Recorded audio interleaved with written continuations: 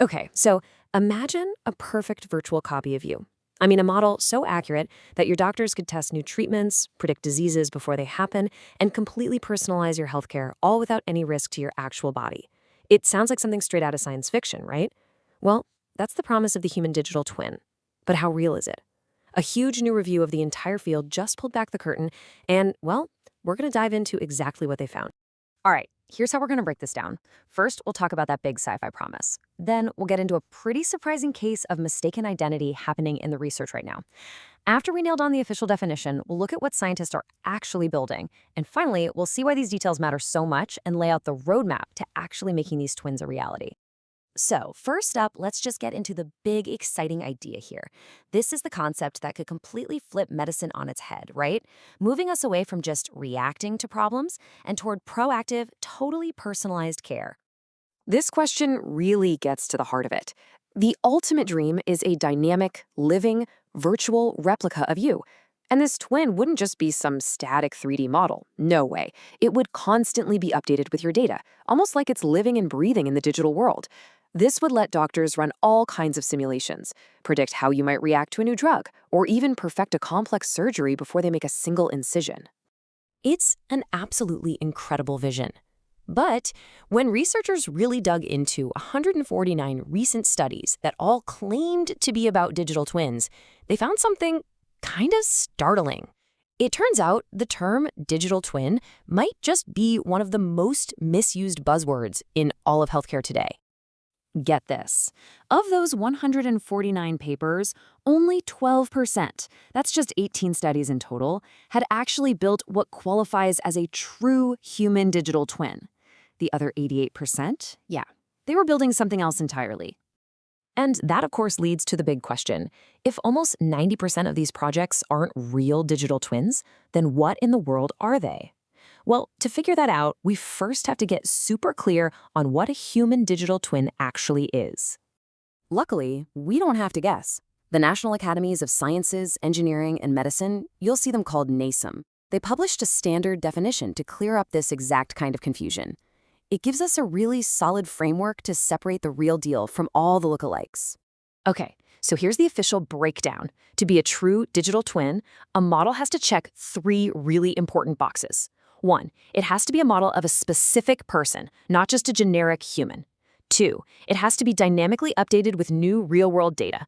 And 3, its predictions have to actually be used to inform decisions for that person. That last part is the real game changer. This flowchart from the research shows you how they classify everything. Now, I know it looks a little complex at first glance, but it really just boils down to 2 key questions about how data flows and how personalized the model is. Let's look at those distinctions. So the first big fork in the road is all about the direction of the data. A digital shadow is kind of like a passive mirror. Data flows one way, from the person to the model, creating a real-time reflection of what's happening.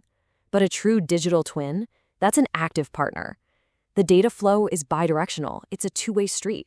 It doesn't just get data from you, it sends back predictions and advice that can actually influence your health. The other key difference is about personalization. Now, a general model is exactly what it sounds like. It represents an average person. A personalized model is a big step up because it's tailored to a specific individual. But here's the catch. It's static. Its parameters are set just once, maybe from an MRI scan, and it's not continuously updated. That's a massive difference from a true living digital twin. So now that we have these definitions locked down, let's go back to that big review of 149 studies, because now it starts to paint a much clearer and very different picture of what's really being built in labs today. And here's the breakdown. A whopping 58% of these studies were actually building those static, one-and-done, personalized digital models. True digital twins come in at a very distant second, at just 12%. The rest is a mix of those digital shadows, general models, and something called virtual patient cohorts, which are basically just simulated groups of people. So what parts of the body are researchers focusing on? Well, the heart is by a long shot the most common system being modeled. And this makes a ton of sense, right? Cardiovascular disease is a huge clinical problem, and we have amazing data from things like ECGs and MRIs to build these models from. But here is the major twist. Even though cardiac models were the most common ones being built, They almost never actually qualified as true digital twins. In fact, out of 43 different cardiac studies, only one made the cut. The surprise winner? Metabolic models, like the ones used for diabetes management. They accounted for almost half of all the true digital twins found in the review. So why is that? This slide gives us a massive clue. If you look at all the models combined, most of them rely on those heavy-duty, clinical-grade sensors like MRIs. But when you zoom in on just the true digital twins, the script totally flips. Over half of them get their data from consumer-grade sensors. Think smartwatches, continuous glucose monitors, smart scales. That constant, real-time data stream is the lifeblood of a true twin, and it's just way easier to get for metabolic health than it is for, say, cardiac imaging. At this point, you might be thinking, okay, so scientists are using the wrong labels, so what? But this goes so far beyond just an academic debate. This is really about trust and ultimately patient safety. I mean, if a model is going to help make life or death decisions about your health, you have to be 100% certain that it's reliable. In the world of complex computer modeling, there is an absolute gold standard for establishing that kind of trust. It's a process known by the acronym VVUQ, and it's designed to make sure a model is not just accurate, but actually fit for its intended purpose. VVUQ stands for Verification, Validation, and Uncertainty Quantification. You can think of it as a three-part safety check. Verification asks, did we build the model right? Is the code free of bugs? Validation asks, did we build the right model? Does it actually reflect reality? And uncertainty quantification asks, do we know the model's limits? Basically, how confident are we in what it's telling us? So, out of those 149 studies that claimed they were building a digital twin, how many do you think mentioned this critical safety process? Just 2. That's it.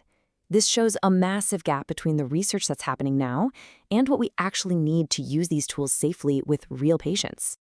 So yeah, the current situation is a little messy, but the good news is the researchers who did this review didn't just point out all the problems. They actually laid out a really clear path to get from where we are today to that incredible sci-fi future we were promised.